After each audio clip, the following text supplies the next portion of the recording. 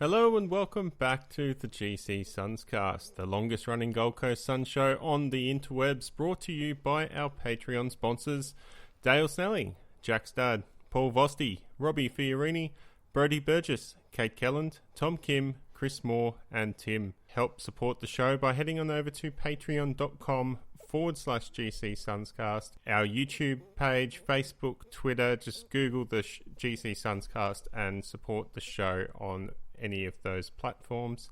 We're also available on Spotify, Google Podcasts, Apple Podcasts, basically wherever you like to get your podcasts from, we are there. So like, subscribe and comment to help others find our little community. But that's enough of that. I'm your host Shane, and this week's episode of the GCSUNScast, we are going to talk about what's been happening in the off-season for the Gold Coast Suns, preview the AFLW season, and look ahead to the round one side for the AFLW team. All that and more coming up. Let's start the show off with some news. The news over the off-season: Rhys Shaw has joined the Gold Coast Suns as a development coach. Now that's a big coup for the club. The former North Melbourne senior coach struggled with mental health and the pressures of the AF lifestyle as a head coach last year in the COVID year that we had, but seems to be making an immediate impact with the playing group. We'll discuss this more in a future episode as we look more towards the men's side later in the off-season. Jumper numbers have been announced. Greenwood moves to number 1. Atkins will take number 2. Markov joins the club with number 17.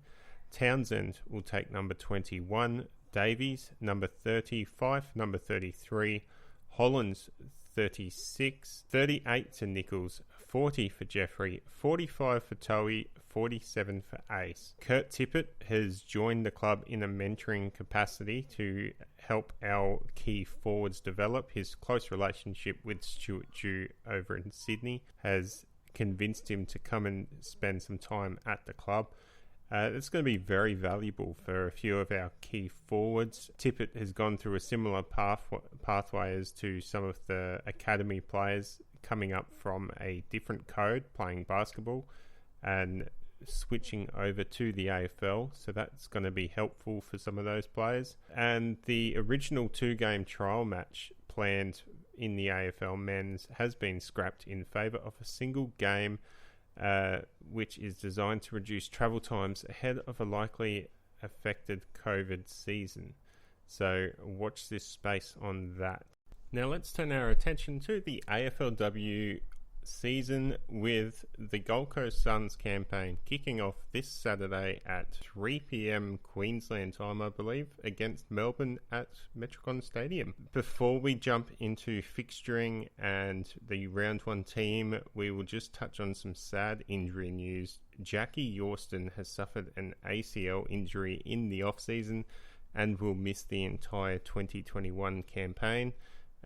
She has been replaced on the list with the supplemental player Georgia Bevan, who played 13 games for Adelaide over the last few years. And also another injury news, Hampson will miss round one with a foot injury. It's something that the club is managing, and hopefully we'll see her back soon. Now, the fixture was announced I think months ago now, but they've had a late change with all the COVID stuff still happening in the country. They've decided to reduce travel times, so our first 2 games, which were scheduled to be against West Coast and Adelaide, have been changed to Melbourne and Collingwood. So the Suns take on Melbourne this weekend, as I mentioned just before, with their round one team already being released, and we'll discuss that later. And then they will go on to play Collingwood, Carlton, St Kilda, Brisbane, GWS, Richmond, Freo and North. Now, it is a 14-team ladder, and the top 6 will progress to a finals series. So hopefully the Suns can be fortunate enough to make finals like they did last year. However, I'm not overly confident that would be the case, and we'll get into my predictions later. But one of the games I think is going to be a must-watch game is the Q Clash in round 5 against Brisbane, obviously. Last time these two teams met in for premiership points, it was a draw. So a classic game to watch, and hopefully our Suns girls can provide a bit better support than what they produced against the Lions in the pre-season practice game. That practice game, Brisbane won 6 goals 7-43 to the Suns 4 goals 2-26. However, a lot of position changes happened. Kalinda Howarth was thrown around and on the ball. We saw Sam Virgo go forward and kick a goal. Just a lot of experimenting with players. However, one of the standout from that game has, well, quite a few actually, have earned themselves a spot in that round 1 team. So let's get into that. The backline will have Jade Prajelli, Lauren Aarons, new recruit Bess Keeney for her first game of AFLW. Serene Watson returns in the halfback line with another first gamer, Daisy Darcy. Those two both impressed, those first gamers, in the practice game. So Bess and Daisy looked really good off halfback and will hopefully provide a good spark and rebound for the defence. Now, as we move into the midfield, Cheyenne Hammond, Hannah Dunn, our new captain, and Madison Levi. Levi is another first gamer, and she will provide a good rotation there, as she probably floats forward as well. Half forward line, we've got Kate Sermon, Paige Parker, and Sarah Perkins. Sarah Perkins is a new recruit that we drafted, but she'd previously played for Adelaide in I think it was their premiership season, 17 and 19. She's been elevated to the leadership group after only one off season, so she's become a bit of a strong figure down there, a leader, and she's probably one of the favourite players I'm keen to see for the Suns this year. See what she can do, hopefully provide a bit of stability down in the forward line. Another option, we know it was tough last year with a lot of focus being on Britt Perry and Kalinda Howarth, but hopefully with that extra target down forward, we can kick some goals. As we continue in the forward line, Britt Perry and Jamie Stanton round out the on-field forwards. We have Lauren Bella in the ruck with support from Alison Drennan. She was a recruit from St Kilda, one of the only trades that we did last season. So very interesting to see how she goes. And Leah Kasler is on the ball as well. Now, if we move down to the interchange, we've got a couple of more first gamers in Anise Bradfield and Lucy Single. They are joined by Dee Heslop, Sam Virgo, and Kalinda Howarth. Emergencies, draftee Janet Baird and Georgia Bevan, the supplemental replacement player for Jackie Austin. So there, it's a different side. There's at least 7, 4, 5, 6. Yeah, there's at least 7 changes from the side that took on the West Coast or Fremantle in the final last year. Now, as we look to the games being played this season, for the first time in the AFLW history, they're going to be charging entry fees for every single game of the season.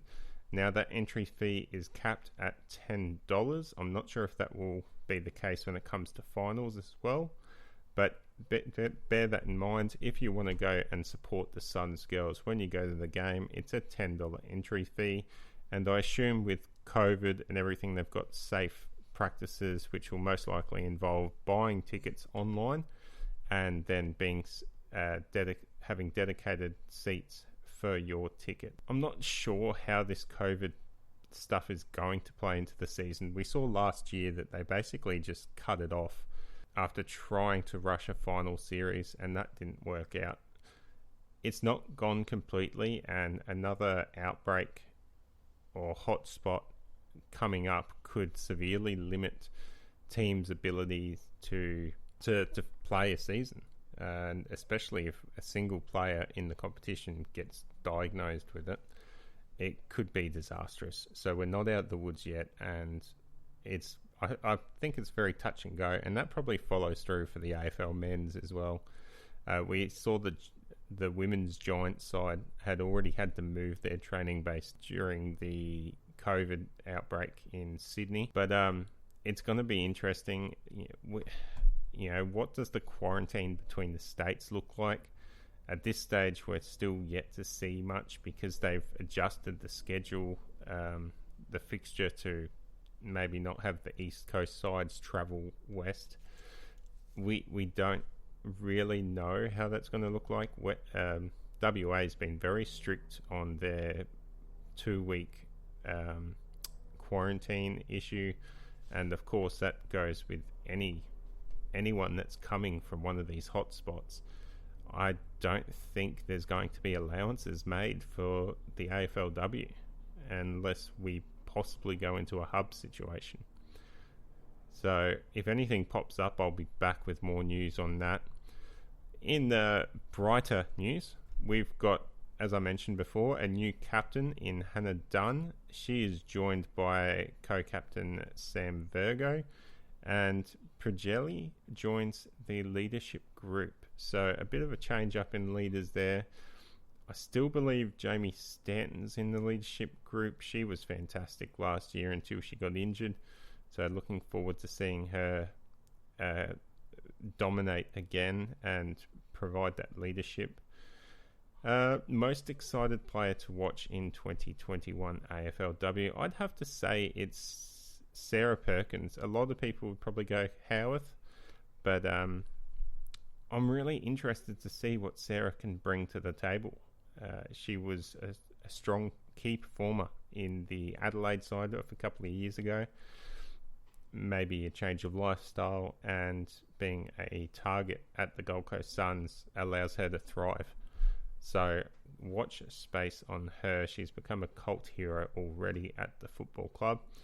Now, ladder predictions. They've merged the ladders of the conferences this year, so it's a single 14 rank ladder, 6 to make finals. I'm going to go out and say, considering the Suns only had 2 wins last year and a draw, I'm going to go ahead and say we get 4 wins this year. I don't think 4 wins is enough to get into the finals. It could very well be, but it's sort of on the edge, on the cusp of finals. And that's about where I think the Suns side would finish. So my prediction is they will finish in 8th position. Leading goal scorer for the Suns, I'm going to back in... I'm going to go with Britt Perry. Not being the key forward target that she was last year, because Sarah Perkins should probably take that position. I think Britt Perry's going to thrive as she doesn't get the best defender every week, and she'll be able to not only provide a target to kick goals, but get some sneaky goals in as well. The best and fairest winner, I think, is going to be Leah Kaslar. Having the captaincy removed from her frees her up, and she'll be able to really assert herself in that midfield and around the ground as needed. So keep an eye on Kaslar as well. I think she'll stand out. Also, Jamie Stanton's a strong contender as well after her performance last year. Really looking forward to seeing what changes are made for the AFLW side with their strategy and their game plan. Last year we saw it was very tight, in and under contested football, and I loved seeing that, but they struggled to convert on the scoreboard. And at this stage, I haven't seen anything in the single practice match they had that made me think otherwise. but give it time. Hopefully the girls will find a way to score. Well, that's it for this episode of the GCSUNScast. Once again, I apologise that it's just me droning on here about football, but hopefully we'll have a guest joining me on the next episode, which will be in a few weeks, where we will not only recap the last couple of weeks of the AFLW, but also look ahead to the AFL men's competition as they prepare for the practice games. Well, that is it. Thanks for joining me. Go Suns. We are the sons of the